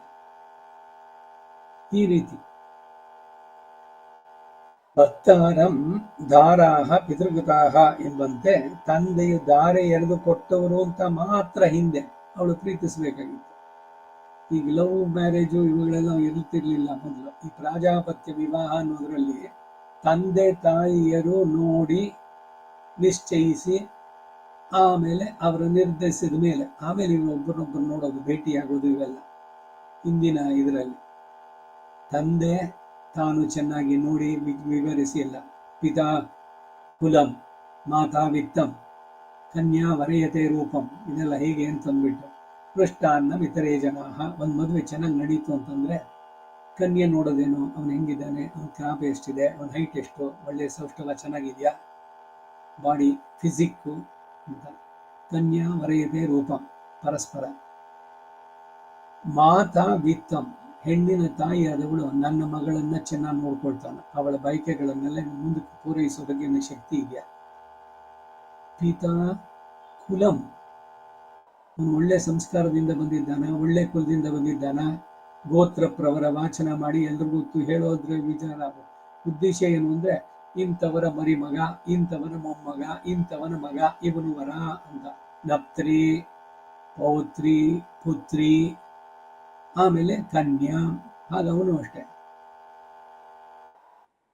ಈ ರೀತಿ ಅವರು ಆ ಗೋತ್ರ ಈ ಹೆಸರಿನವರು ಅಂಥವರ ಮರಿಮಗ, ಮತ್ತೆ ಅದೇ ಗೋತ್ರ ಇಂಥವರ ಮೊಮ್ಮಗ, ಇಂಥವರ ಮಗ, ಹಾಗೆ ಅಲ್ಲೂ ಅಷ್ಟೆ. ಮೊಮ್ಮಗಳು, ಮರಿಮಗಳು, ಮಗಳು, ಈ ರೀತಿ ಹೇಳಿ ಇದು ಪಿತಾಕುಲಂ. ಸೇರಿದ ಜನಗಳಿಗೇನು ಅಂದ್ರೆ ಎಷ್ಟು ಸ್ವೀಟ್ಗಳನ್ನು ಬಡಿಸಿದ್ವು. ತುಂಬಾ ಚೆನ್ನಾಗಿತ್ತು ಮದುವೆ, ಬಹಳ ಚೆನ್ನಾಗಿ ನಡೀತು. 3 ಸ್ವೀಟ್ ಬಡಿಸಿದ್ರು. ಮೃಷ್ಟಾನ್ನ ಇತರೇ ಜನಾಹ. ರಾಜಾಪತ್ಯ ರೀತಿಯ ವಿವಾಹ, 2 ಕಡೆಯರು ಎಲ್ಲ ನೋಡಿ ಮಾಡಿ ವಿವಾಹವನ್ನು ನಡೆಸುವಂತ.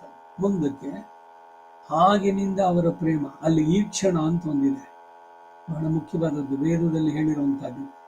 ಪತಿ ಪತ್ನಿಯರು ಅಗ್ನಿ ಸಾಕ್ಷಿಯಾಗಿ ಒಬ್ಬರನ್ನೊಬ್ಬರು ಅವಯವಶಃ, ಇವನ ಕಣ್ಣಲ್ಲಿ ಕಣ್ಣಿಟ್ಟು ನೋಡದಂತೆ ನೇರವಾಗಿ ನೋಡ್ಬೇಕು. ಆ ಮಂತ್ರ ಹೇಳಬೇಕು, ಅಭ್ರಾತೃಗ್ನಿ.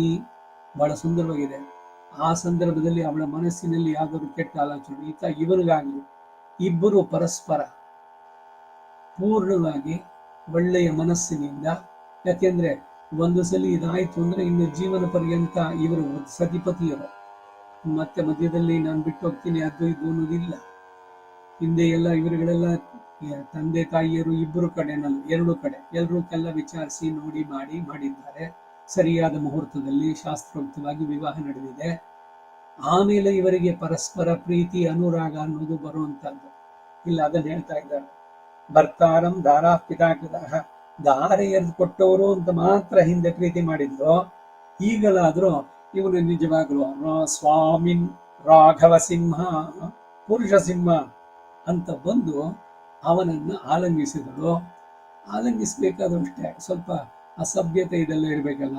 ಏನು, ಪತಿ ಪತ್ನಿಯನ್ನು ಆಲಂಗಿಸೋದು ತಪ್ಪಲ್ಲ, ಆದರೆ ಅದೆಲ್ಲ ಅವರ ಅಂತರಂಗದ ಇದರಲ್ಲಾಗುವಂಥದ್ದು, ಹೊರಗಡೆನಲ್ಲ.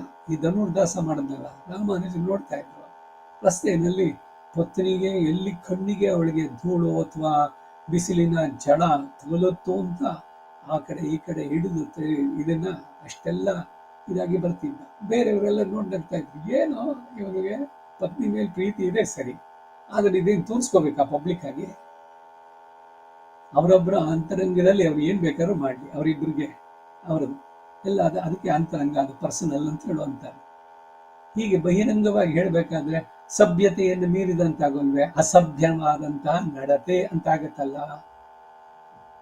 ಇಲ್ಲಿ ಸಭ್ಯತೆಯೋ ಅಸಭ್ಯತೆಯೋ ಇದು ನೆನಪಾಗ್ಲಿಲ್ಲ ಸೀತೆಗೆ. ಮೈದುನ ಇದ್ದಾನೆ, ಮೈದುನ ಮುಂದೆ ಇವಳು ಬಂದು ಅವನ ಅಣ್ಣನ ಆಲಂಗಿಸ್ಕೊಂಡ್ರೆ ಅವನಿಗೆ ಏನಾಗುತ್ತೆ?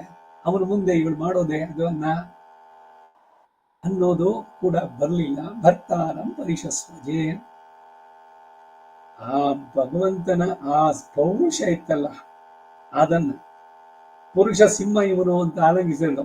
ಹಿಂದೆ ಇವಳೇನೆ ಸ್ತ್ರೀಯಂ ಪುರುಷ ವಿಗ್ರಹ ಅಂತ ಹೇಳಿದವಳು ಅಷ್ಟಾನೆ. ರಾಮನಿಗೆ ನೀನು ಎಲ್ಲ ಹೇಳು ಅಂತಂದ್ರೆ ನಗ್ತಾ ಹೇಳಿದ್ಲು. ನಮ್ಮಪ್ಪ ಜನಕರಾಜ ಏನು ಒಳ್ಳೆ ಮಹಾ ಪರಾಕ್ರಮಶಾಲಿ, ಬಿಲ್ಲನ್ ಬೇರೆ ಬರೆದು ಬಿಟ್ಟ ಅಂತ ಕೊಟ್ರು. ಈ ಕಾಡನ್ನು ನಾನು ಬಂದ್ರೆ ನೀನು ನನ್ನನ್ನು ರಕ್ಷಣೆ ಮಾಡೋಕ್ಕಾಗಲಿಲ್ಲ ಪ್ರಾಣಿಗಳಿಂದ, ಇದರಿಂದ ಇಷ್ಟು ಪುಕ್ಕಲಾದವನು ನೀನು, ಸ್ತ್ರೀಯಾಗಿದ್ದವನು ಸುಮ್ಮನೆ ಪುರುಷ ವೇಷದಲ್ಲಿ ಇದ್ದವನು ಅಂತ ಲೇವಡಿ ಮಾಡ್ತಾರೆ ಅಂತ ಹೇಳಿದವಳು. ಭರ್ತಾರಂ ಸ್ತ್ರೀಯಂ ಪುರುಷ ವಿಗ್ರಹಂ ಅಂತ ಅನ್ಕೊಂಡವಳು.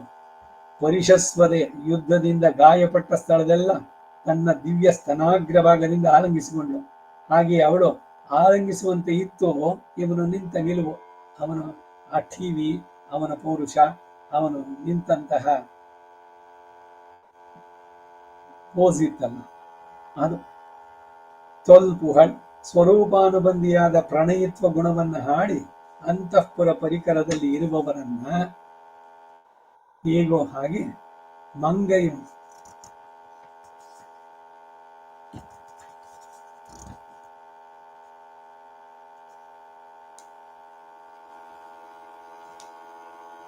ಪಲ್ಲಾಂಡು ಎನ್ನುತ್ತಾರೆ. ಕುಂಬಿಡನ್ ಇತ್ಯಾದಿ ಬಗ್ಗುವುದು, ನಮಸ್ಕರಿಸುವುದು, ನರ್ತಿಸುವುದು, ಅಂಜಲಿಡನ್ನೇ ನರ್ತಿಸುವುದು, ಕೋಹಕ್ಕಟ್ಟು ಕ್ರಮ ತಪ್ಪುವುದನ್ನು ಅನುಸರಿಸಿ ಉಂಡು ಅದೇ ಜೀವನವಾಗಿ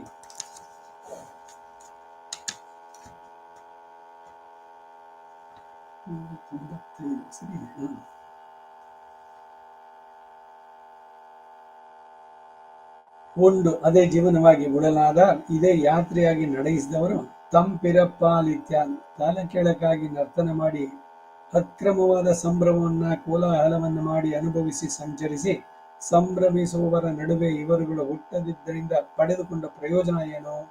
ವೈಷ್ಣವರುಗಳ ಮಧ್ಯದಲ್ಲಿ ಇವರುಗಳು ಶರೀರ ಪರಿಗ್ರಹವನ್ನು ಮಾಡಿದ್ದು ಯಾವ ಪ್ರಯೋಜನಕ್ಕಾಗಿ? ಏನು ಮುಂದಿನ ಇದನ್ನು ಹೇಳ್ತಾ ಇದ್ದಾರೆ. ಇಲ್ಲಿ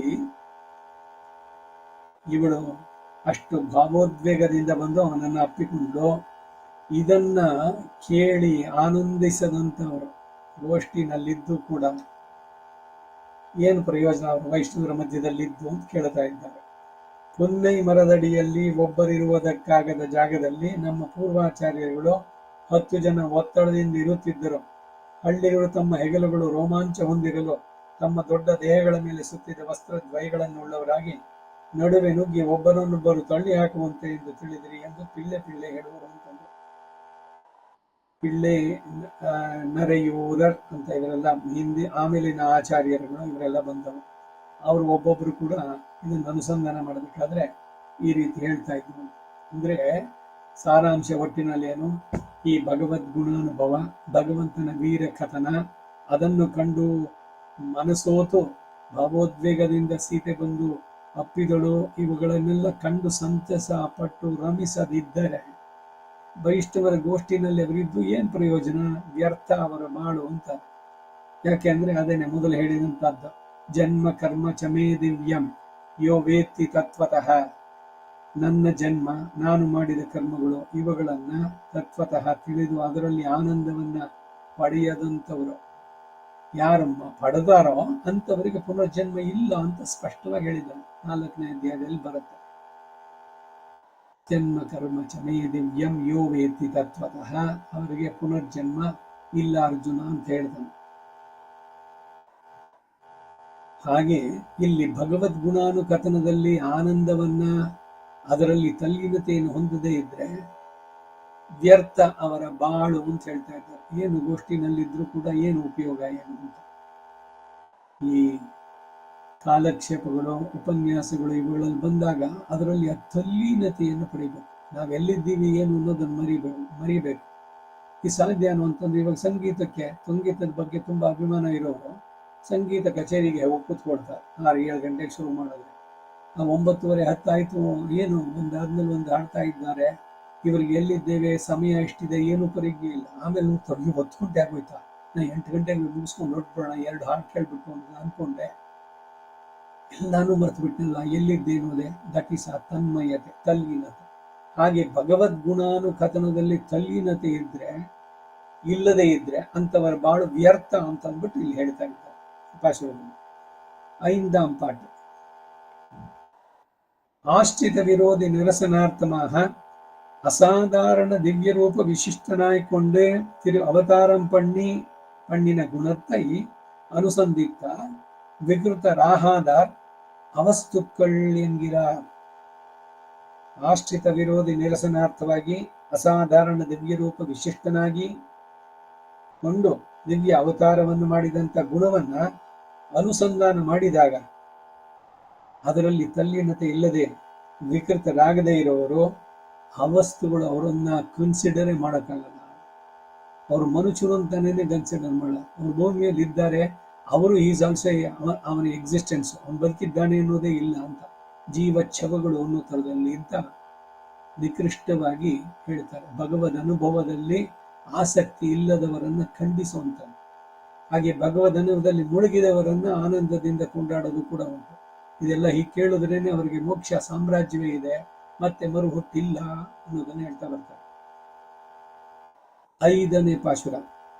சாது ஜனத்தனலியும் கஞ்சனை சாதிப்பதற்கு ஆதியும் சோதி உருவை அங்கு வைத்து இங்கு பிறந்த வேத முதல்வனை பாடி வீதிகள் தோறும் துள்ளாதா ஓதி உணர்ந்தவர் முன்னா என் ಶವಿப்பார் ಮನುಷ್ಯರೇ. ಈ ಪಾಶುರದ ಅರ್ಥವನ್ನ ಮುಂದಿನ ವಾರ ನೋಡೋಣ. ನಮ್ಮ ಆಳ್ವಾರ್ ತಿರುವಡಿಗಳೇ ಶರಣ. ಕವಿತಾರ್ಕಿಕ ಸಿಂಹಾಯ ಕಲ್ಯಾಣ ಗುಣಶಾಲಿನೇ ಶ್ರೀಮತೆ ವೆಂಕಟೇಶಾಯ ವೇದಾಂತ ಗುರವೇ ನಮಃ. ವಾದಿದ್ವಿಪ ಶಿರೋಭಂಗ ಪಂಚಾನ್ನ ಪರಾಕ್ರಮಃ ಶ್ರೀಮಾನ್ ವೆಂಕಟನಾಥಾರ್ಯಶ್ಚಿರಂ ವಿಜಯತಾಂ ಭುವಿ. ಶ್ರೀಮತೆ ನಿಗಮಾಂತ ಮಹಾದೇಶಿಕಾಯ ನಮಃ. ಸರ್ವಂ ಶ್ರೀ ವಾಸುದೇವಾರ್ಪಣಮಸ್ತು.